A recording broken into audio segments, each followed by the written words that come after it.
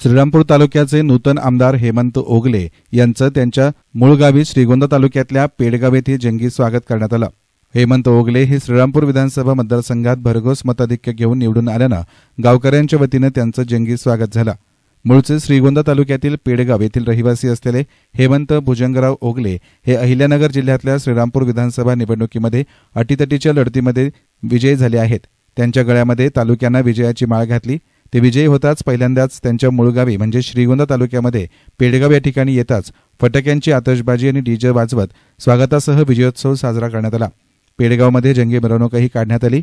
पेडगाव येथे कार्यकर्त्यांनी स्वागताची जय्यत तयारी करत जंगी असं स्वागत केले।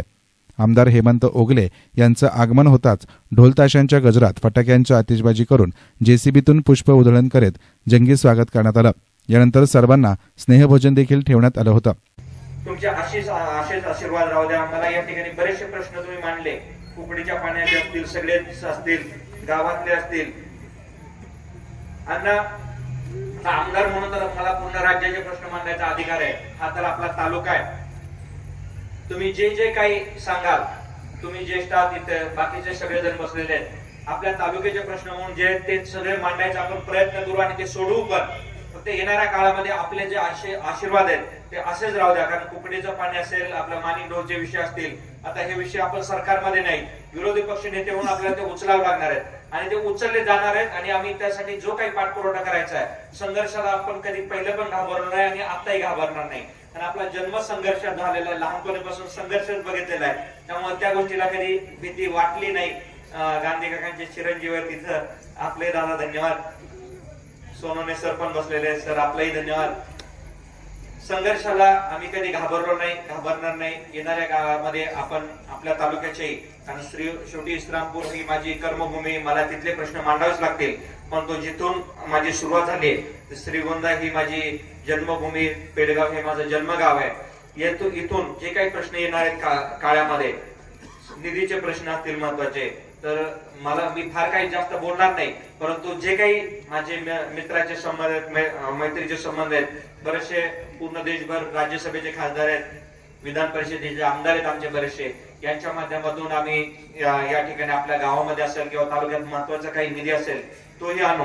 त्याचबरोबर काही प्रश्न मांडले जातील, त्या प्रश्नांना वाचा फोडण्याची 100% विधानसभेत काम करू असं आपल्याला ग्वाही देतो। हायस्कूल छत्रपती संभाजी हायस्कूल इथं 10वी पर्यंत माझं शिक्षण झालं, त्यामुळं आम्ही लहानपण 10वी पर्यंत इथंच ज्या किल्ल्यामध्ये वाढलो, त्या किल्ल्यासाठी काहीतरी करावं असं पंचायत समितीचं सदस्य असल्यापासून माझी अपेक्षा होती आणि त्यावेळेसही मी प्रयत्न केला होता।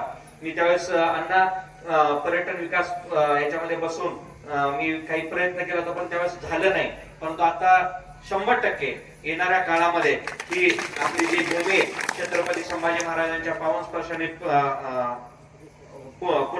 पुण्यभूमी आपली जी झालेली, याचं नक्कीच येणाऱ्या काळामध्ये एक मोठं स्मारक आपण छत्रपती संभाजी महाराज यांचं उभा करू आणि किल्ल्याच्या पुनर्बांधणीसाठी पुरातत्व खात्याला, केंद्राकडे जेवढा काही पाठपुरावा करता येईल तेवढा करू।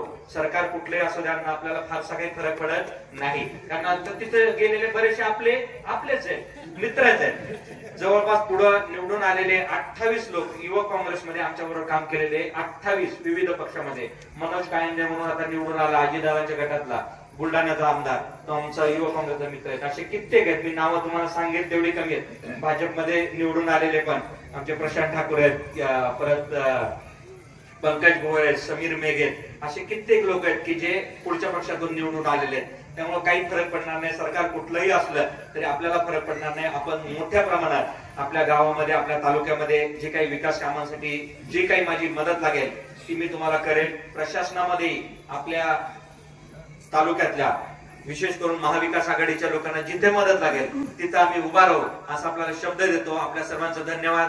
जय हिंद, जय महाराज। 19 दिवस तात्यांनी त्या गाणेरे साहेबांच्या गाडीत बसून 19 दिवस त्यांचा प्रचार केला आणि खारीचा वाटा तात्यांचा त्यांनाही निवडून आणण्यात आहे। 19,000 मतांनी त्यांना निवडून आणलं असे तात्या। म्हणून मला अभिमान वाटतो तात्यांचा की एवढा काळ, एवढा संघर्ष आपण केला, प्रत्येक ठिकाणी अपमान तुम्ही सहन केलाय, पण कधी तुमच्या चेहऱ्यावरती तो दिसला नाही। आणि आज मला कौतुक वाटतंय की आपण संघर्ष, मी 5 महिने श्रीरामपूर मध्ये राहिलोय। आज जसं श्रीगोंदा तालुक्यात तात्या हे नाव माहिती आहे, तसं श्रीरामपूरच्या प्रत्येक घरामध्ये तात्या हे नाव माहिती आहे, याचा अनुभव सगळ्यांनी घेतलाय. मला कांती भाऊ असतील, आपले गावकऱ्यातली सगळी लोक, इथून ज्या लोकांना तिथं जमलं नाही, अर्धा सभा ज्या लोकांना तिथं जमलं नाही यायला, त्या सगळ्यांनी फोनवरती आपला राजू पाटील साहेब आपला प्रचार केला. प्रत्येक भोसले साहेब आपला त्यांनी प्रत्येक आमच्या पेडगावातल्या कार्यकर्त्यांनी मला 2-2 मतासाठी प्रत्येकाने फोन केला. म्हणून मी तात्यांना सांगितलं मगाशी की तुम्हाला सगळ्यांना सांगितलं, एक फूल पण शेवटचं तात्यांना घेऊन गेल्याशिवाय इथून मी जाऊन देणार नाही. कारण जितका अधिकार श्रीरामपूर तालुक्यातील लोकांचा आहे तितकाच अधिकार पहिल्यांदा माझ्या पेडगावचा आहे आणि नंतर श्रीगोंदा तालुक्याचा आहे. म्हणून माझी सगळ्यांना विनंती आहे, आपण खरं सगळी फोन तात्या ही सगळी तुमच्यावरती प्रेम करणारी लोक, ही कालपासून आम्ही पप्पू ढगे आणि आम्ही दोघांनी फोन केले तेव्हा ही प्रेमाची लोक, तुमच्यावरती प्रेम करणारी लोक फक्त फोनवर या ठिकाणी उपस्थित राहिले. मला चांगलं आठवते सभापती साहेब, मार्केट कमिटीची निवडणूक लागली आणि मला वाटलं जरा चांगलं थोडा कमी खर्चात मार्केट कमिटी होईल. ते आम्ही उभा राहिल्यामुळे खर्च वाढला का काय ते कळलं नाही, पण ती मार्केट कमिटीची निवडणूक जरा थोडी जिल्हा परिषद लढत असतं तर बरं झालं असतं असं वाटलं नंतर. पण सभापतींचे आभार मानले पाहिजे. 1700चं आपलं मानधन त्यांनी 1000 रुपये वाढवलं, आम्हाला त्यांचं कौतुक केलं पाहिजे. मला नेहमी म्हणायचे की बाबा मार्केट कमिटीला तू का लढला. मी म्हणलं आमच्या तात्यांनी एकदा मनात घेतलं ना की मग ते परत माघार घेत नाही, त्याच्यामुळे मी मार्केट कमिटीला उभं राहिलो. कारण मला वाटतंय हीच पंचवार्षिक अशी असेल सभापती साहेब की आपण आल्यानंतर लोकांना मार्केट कमिटीत कोण सभापती उपसभापती, नाही तर पहिलं लग्नाच्याच पत्रिकेत कळायचं हे सभापती. म्हणजे अशी परिस्थिती येणाऱ्या काळात ती आता म्हणजे व्यासपीठावर लोकांना सांगतो, अजिबात आता इथून पुढे म्हणजे खिशात पैसे वाढवायचे तरच निवडणुकीला जायचं, ही नेत्यांनी सवय लावलेल्या. त्याच्यामुळे आता कार्यकर्त्यांची चूक नाही. त्याच्यामुळे इथून पुढे कुठल्याच निवडणुका सोपा राहणार नाही. ग्रामपंचायत तर आपण बघतोच आहे काय परिस्थिती. त्याच्यामुळे मी आपण सर्वजण या ठिकाणी उपस्थित राहिलात, मी आपल्या सर्वांचं मनापासून आभार मानतो. किती जरी तुमच्या सर्वांचे आभार मानले, आज हे ओगले परिवाराच्या एकट्याने शक्य झालेलं नाही. तात्या आमदार यातला माझ्या पेडगावातला प्रत्येक घरातला, प्रत्येक म्हणजे श्रीगोंदा तालुक्यातील आणि माझ्या पेडगावातील प्रत्येक घरातली आई, त्याचे वडील, तो भाऊ असेल, या प्रत्येक लोकांच्या आशीर्वादानेच आज तात्या इथं आमदार झालेले. आम्ही कोणी नाही, सगळे तुमच्या आशीर्वादानेच तात्या आज आपल्यात आमदार म्हणून बसलेत. एसनान मीडियासाठी प्रतिनिधी गणेश कांबळे, श्रीगोंदा.